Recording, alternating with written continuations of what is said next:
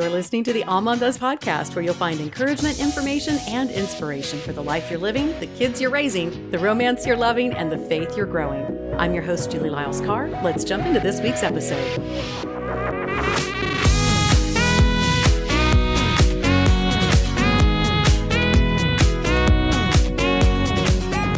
Welcome to a special edition of the All Mom Does podcast. Today, you're going to get to hear from Dr. Chris Winter.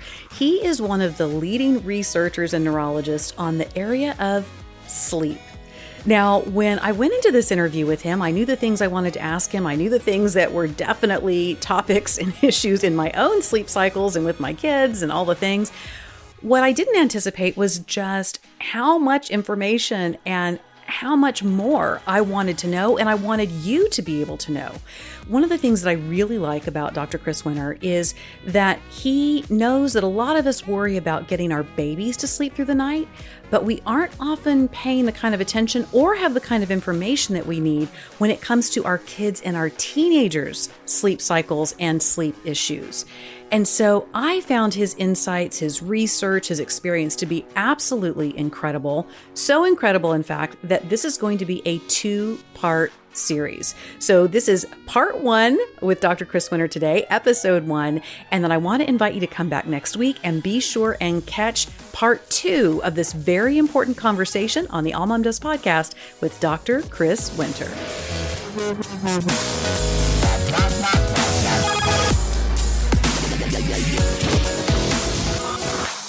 Dr. Chris, thanks so much for being with us. Thank you so much, Julie. It's an honor and a privilege to be on your podcast. Well, I know that you're going to be of a lot of help to a topic that is near and dear to many parents' hearts, which is how on earth do I get these little children to go to sleep? How do I keep them asleep? How much should my teens be sleeping? And very importantly, what should sleep mean in my own life? But I want to rewind things just a little bit, Chris. I want to hear how you ended up going into a specialization in this area, because, you know, for a lot of people, when you hear of them heading into medical sciences, you're thinking, oh, well, they'll deliver babies or they'll be an orthopedist or whatever. So how did sleep become something that you decided to chase as a passion project?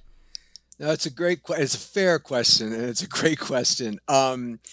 So I decided to be a doctor, I think sometime around 3rd grade. And my guess is it's because I grew up in sort of rural Southwest Virginia.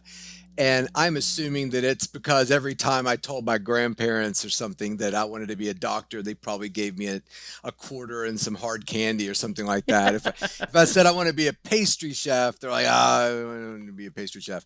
So I'm sure there was some sort of bizarre feedback loop there. But Pavlovian, yeah. Absolutely. So I went to my undergraduate to get my undergraduate degree at the University of Virginia, and was talking to my biology advisor and said, you know, if I'm going to be a doctor, I probably should do some research or something doctorally adjacent, so that when I apply, if that happens, I'll actually look like I've done something. And he said, well, that's a good idea. There's some doctors that are doing some research on sleep and other things, and so I was looking through and I found this doctor who was doing sleep research on these Yucatan micro pigs, which is really funny because somebody just wrote an article about sleep in pigs. I was like, oh, I'm an expert in those. Why didn't you consult me? Like, of all that's the only thing I have any real expertise. I'm your guy. I'm your guy. And you wrote an article in the New Yorker about sleep in pigs and didn't consult me. So anyway, so I did research for him. I never really thought it would be a career, Julie, but the field is so awesome and exciting and fun, and everybody's got a great sleep story to tell. And then the people within the field are just awesome. And I just never left. So I did my undergraduate degree. I went to medical school down in Atlanta, worked in a sleep lab down there for those guys, Don Blywise and Dave Rye, and just kind of was always in the field of sleep. And when it came time to choose a career, I didn't really want to let it go. So I became a neurologist. So that's my medical specialty, but I just deal with patients who sleep too much or don't sleep enough, boys, the girls, adults, kids, and it's awesome. It's just the best career field to be in, and I love it. So it was all kind of accidental. If I had not spoken to my biology advisor in undergrad, it never probably would have happened. And I'm guessing I would have been a pediatrician. And then, of course, the micropigs, who would have ever stood up Yeah, for them? or a farmer. Yeah, I was. It was funny. We would do sleep studies on these pigs, and the biggest problems we had were, number one, they don't have fingers to put that little red light pulse oximeter on, so we had to put it on their tail. So I was constantly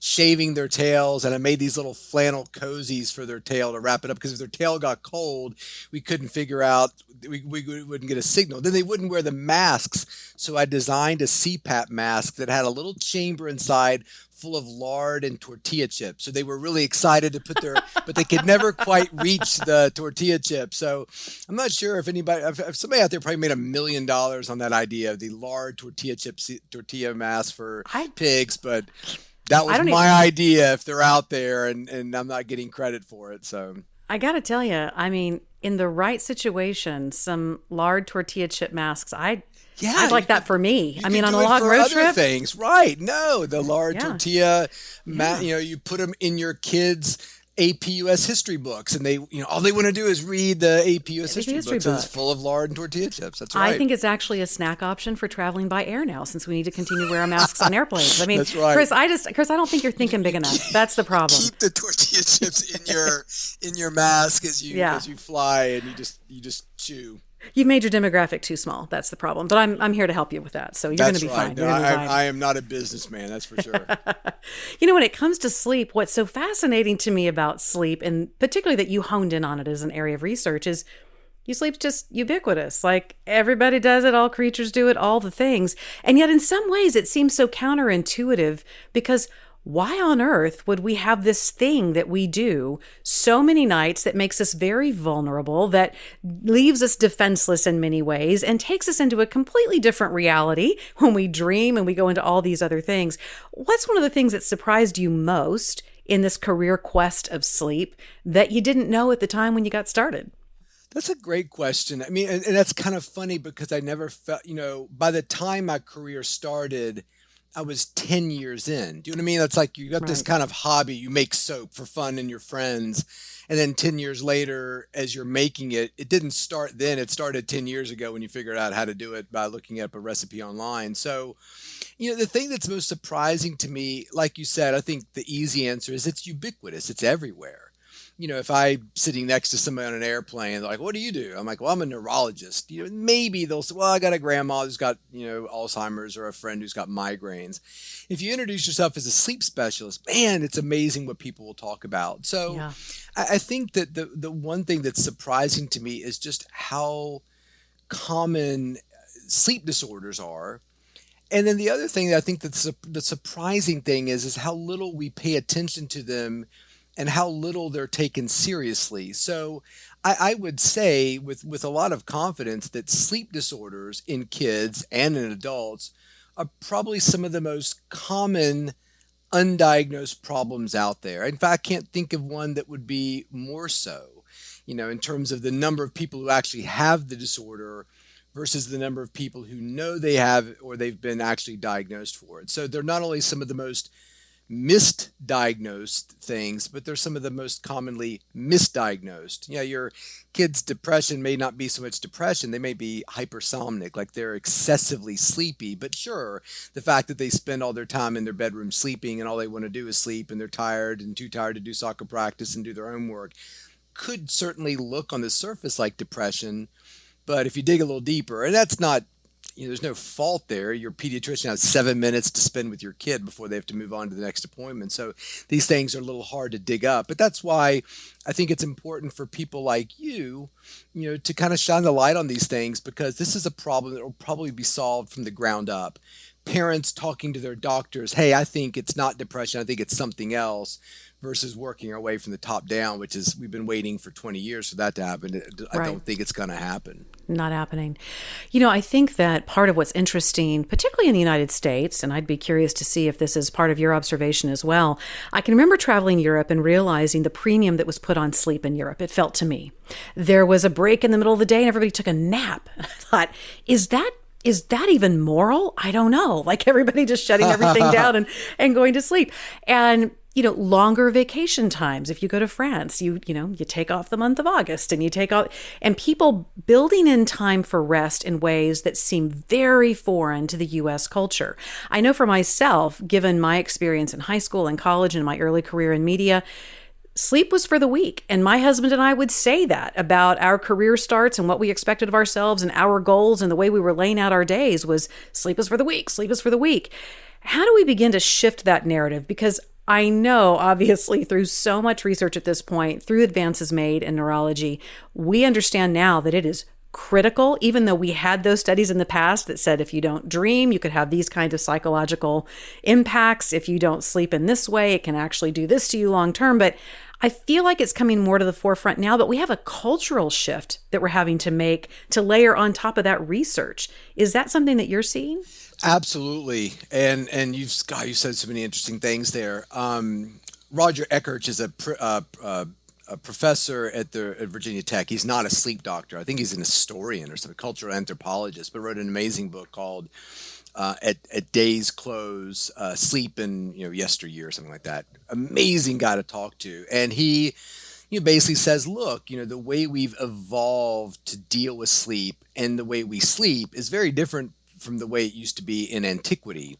And he argues that, we should probably have a break in our day, that cultures that, have a siesta and put value on those types of things tend to do better.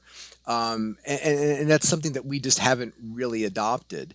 And what's really, and this filters all the way down to kids. There's a whole debate about school start times. Should we be starting schools later for kids? And the argument is, yes, we should. They need more time to sleep. They're developing creatures. And if we don't, bad things will happen way down the line. And if the pandemic has taught us anything, it's that we don't do well with actions that have consequences months or years later. We do okay if the consequence is now, but not if it's 3 or 10 years from now or whatever. So the other interesting thing about the pandemic is that it did the experiment for us. It basically forced kids to say, okay, swimming's canceled, your early morning jazz is canceled, you've got a 10 a.m. history lecture on Zoom that'll start, and you can wake up at 9:55 if you want to, turn on your computer and sit there in bed and listen to your teacher talk. So the counter argument's always been, well, if you give kids more time to sleep, they'll just stay up later and sleep in later if you just shift things. And study after study is saying, no, that's not what happened during the pandemic. During the pandemic, the kids actually utilized more time to sleep. And so what does that mean? Having that ability to sleep more during the day, or having the ability to take a nap during the day because you're not in school. You have a 10 o'clock Zoom meeting and your next one's not till 1. You can close your eyes and take a nap if you wanted to. And the results are showing the kids not only utilize it, but they absolutely benefit from it. So the concerning thing about all that is we've done the experiment and now everything's going back to normal. Everybody's happy to be hugging each other again and traveling to Europe and doing cool things. But kids are about to experience a return to something that is probably not particularly healthy for them. And so I think that the crisis that we had with kids' sleep that existed before the pandemic is now going to be really bad as kids start to have to get up at 6 o'clock in the morning to catch the bus to get to school and start at 7 and all those things. So we're kind of bracing for that.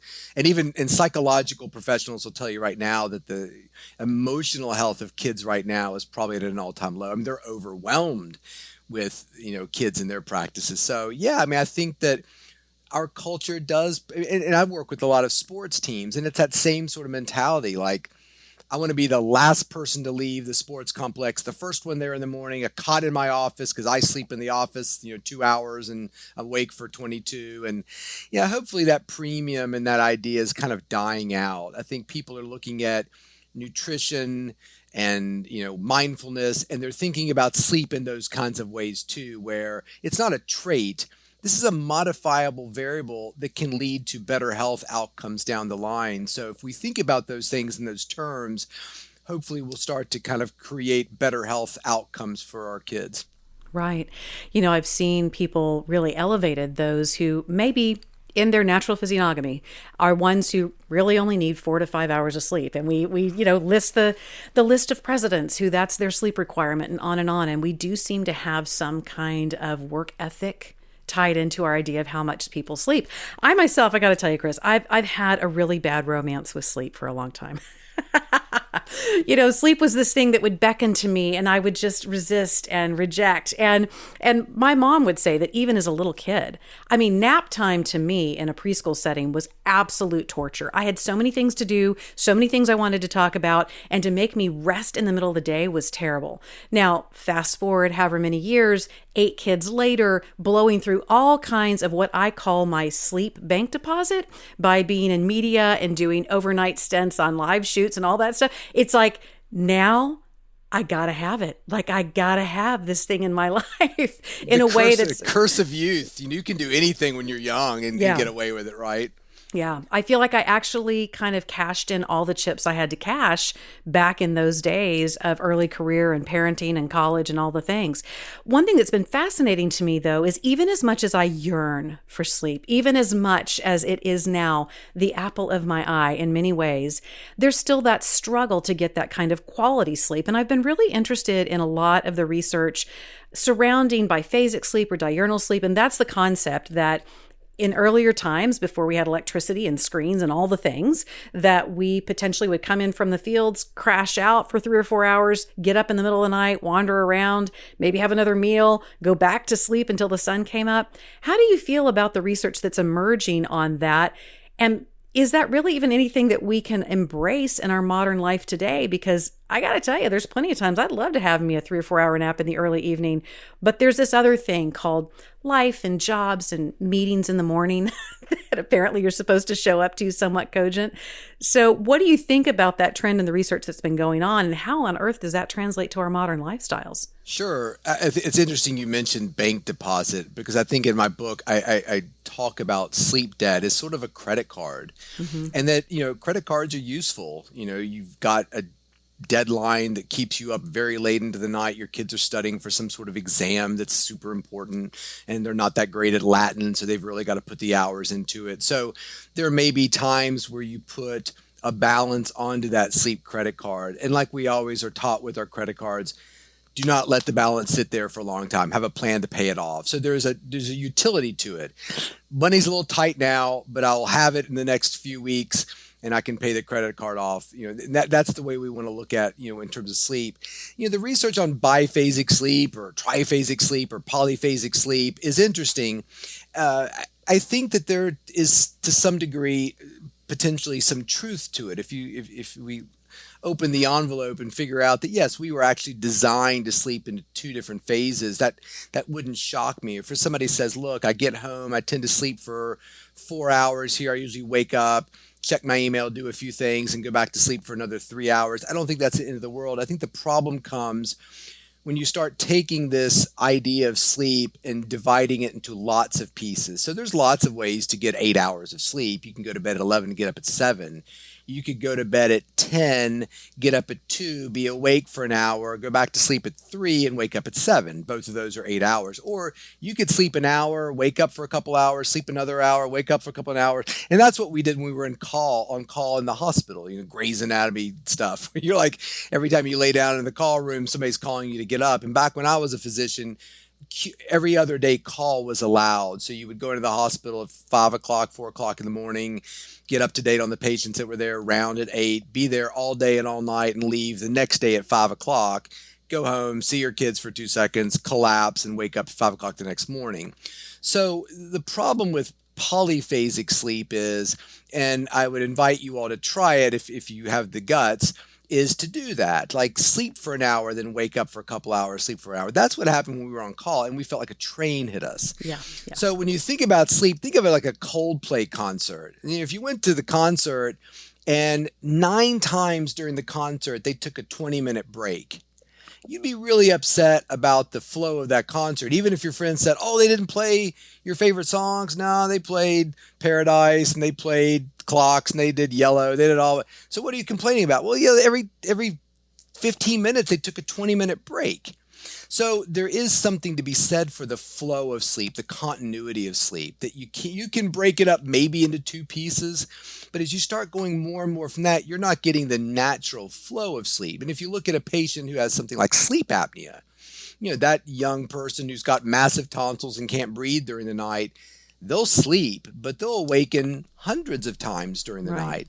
So they're getting these little 5-minute periods of sleep, 1 minute awakening, 7-minute period of sleep, 2-minute awakening, all through the night. They may have no recollection of any of the awakenings, and they are absolutely destroyed from a Exhausted. physical and an emotional perspective Right. because their sleep is so artificially chopped up. So if you're somebody who says, look, Chris, my life is working great. I'm getting this period of sleep and it's consistent in timing and schedule. I have an awakening period and then another period of sleep, more power to you. But I think the more you can consolidate that, the better. So I'll let Coldplay take one break during the concert, but anything beyond that, God damn it, I want my money back. It's going to mess it up. That's That's when I mess it up. That's right. Yeah. Do you find that there are individuations though within this sleep need? It's interesting to me with having had 8 kids. I can definitely tell you that I've had kids who really required a certain level, would put themselves to bed at night. I mean, would be like, I'm tired, I'm done, I understand I need sleep. I had kids who would fight it. I had kids who I called gerbils. Their schedule they just kind of came alive at 10 o'clock at night and were a lot dopier during the day. And it's even been interesting from a neurological standpoint watching this play out. My grandmother and my mother, they passed away within 3 weeks of each other. My grandmother was 102. Chris, she was up all times of the night, all the time. I mean, ever since I can remember as a little kid, she would sleep for a little bit. She'd be up, she'd lay back down for a while. She'd be back up. And her mind was crystal clear until the end of her life. My mom, who passed 3 weeks after her, also did all this sleep stuff that was kind of, up, down, all the things. And we later realized that it was symptomatic of Alzheimer's. And she ended up having a really tough battle with Alzheimer's. Watching those 2 women immediately in my matriarchal line was fascinating, because if I had just taken a snapshot of their sleep cycles, I would have said exactly the same. And if I would have only focused on the outcome for my mom, I would have said, there you go. You see, poor sleep patterns, Alzheimer's seems to be a connection. But if you looked at my grandmother, we would all be like, wake me up 27 times a night for the Coldplay tour of the sleep, because she was amazing and crystal clear for so long. So how do you account for, particularly for moms who've got 3 little kids, and it would be in their benefit from a schedule perspective to have everybody kind of sleep in the same way and get up at the same time, and yet you do have these individuations that can happen. How do you manage that?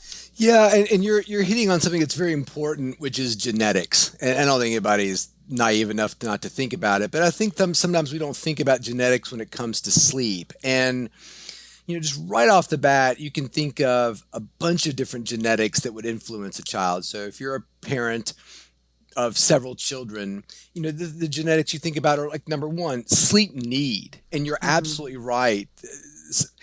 We get into trouble when we talk about 8 hours of sleep in an adult. 8 hours might be the average. Some people think it's closer to 7.5. Let's call it 8. That's the middle of a bell curve distribution. So like grades on an algebra exam, there's a middle point. And I guess ideally it would be a C. That stands for average. So your kid comes up with a C. You can guess that he beat as many kids as beat him. He was right there in the middle, versus your daughter comes in with an A plus. She's on the far end of that bell curve distribution. Both kids are lovely and both kids are exceptional. We're just trying to figure out where their sleep or their algebra exam falls on a curve of other people. And the problem is when we start applying averages to individuals, which we would never do in terms of eating. How much food should my kid eat? Well, tell me about your kid. Is he an Olympic caliber swimmer?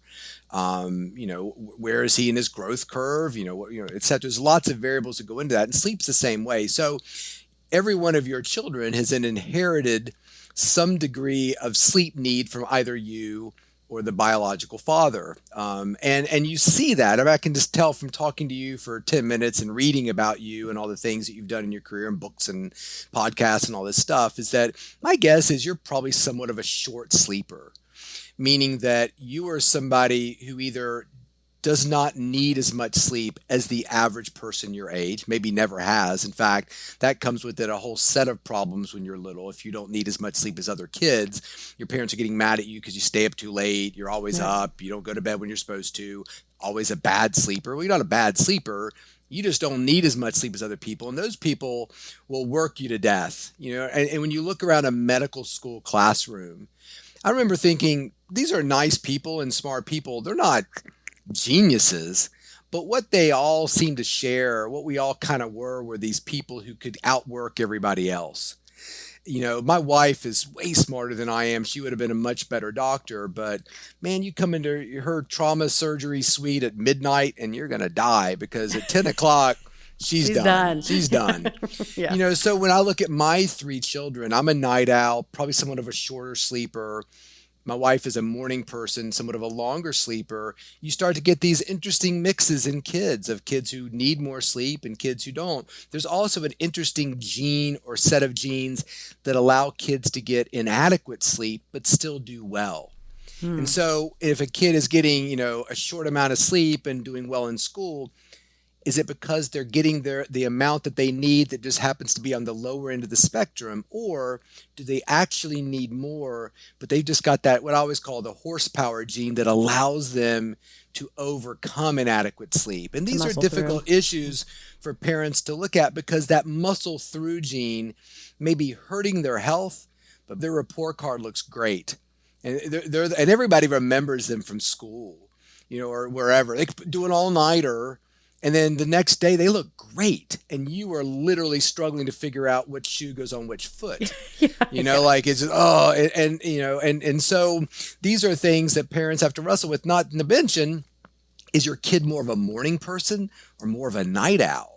And these things are clearly inherited from parents as well. So if you're a night owl trauma surgeon, your husband's a night owl military guy or something, then chances are your kids are going to be kind of night oriented too.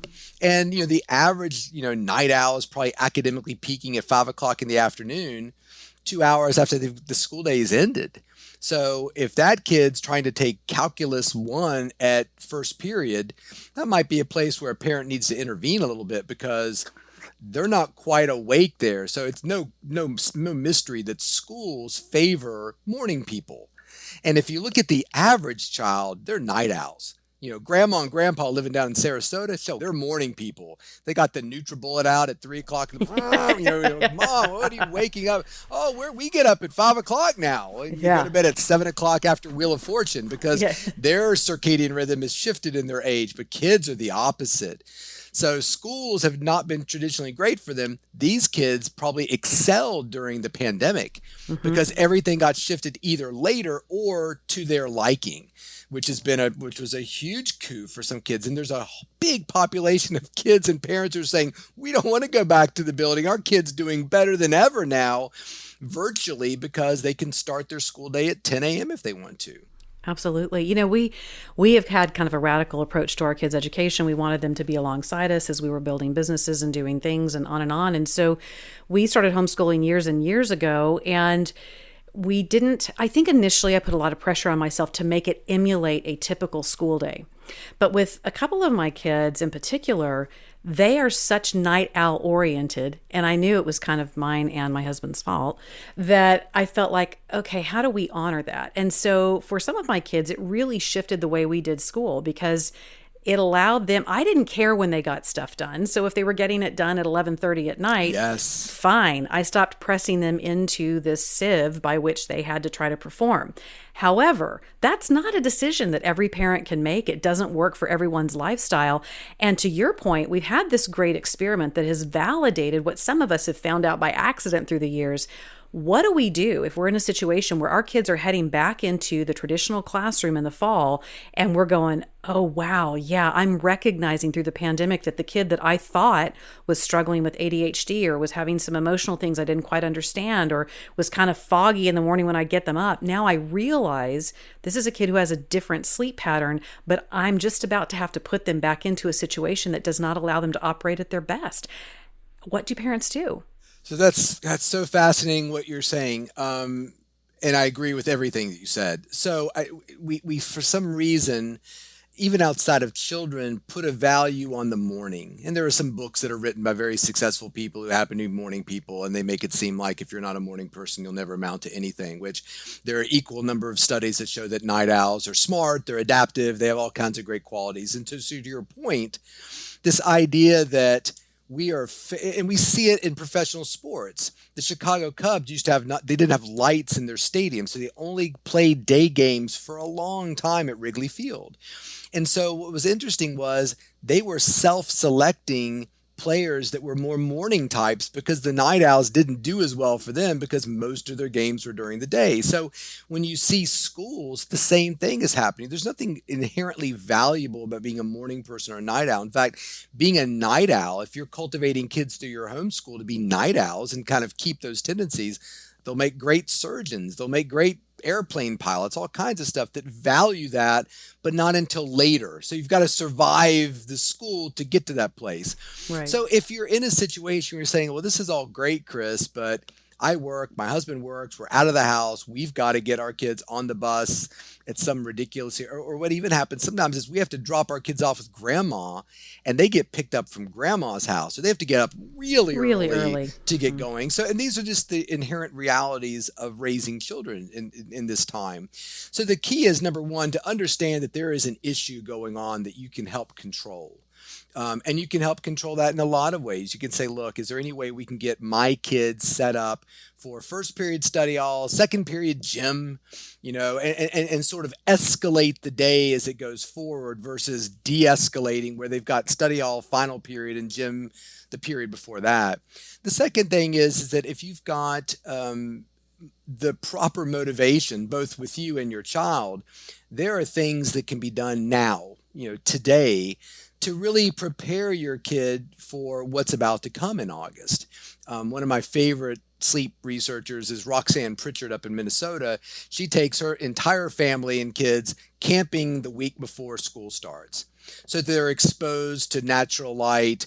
They can get on a better schedule. And there's, kayaking and hiking and all these things. Brilliant. You can do first thing in the morning. Brilliant. To really get them adapted. So the message would be, and it's one of the reasons why I wrote the book, the message is there are practical things you can do that can be as simple as changing out the alarm clock that you use for an alarm clock that creates an artificial sunrise in your daughter's bedroom, planning out meal timing. What do you do on the weekends? Are you allowing your kid to sleep in until 4 o'clock in the afternoon, or do you keep them on a relatively, regular schedule? There are assessments you can do of your child. So when you walk in and meet with teachers in the administration, you've got research and assessments and things that I promise you they've never heard of that will give you a lot of credibility to say, look, my daughter is a night owl. She's got a delayed chronotype. She scored a 40 on a morningness, eveningness Horn-Osberg questionnaire. And because of these things, these are the accommodations I need.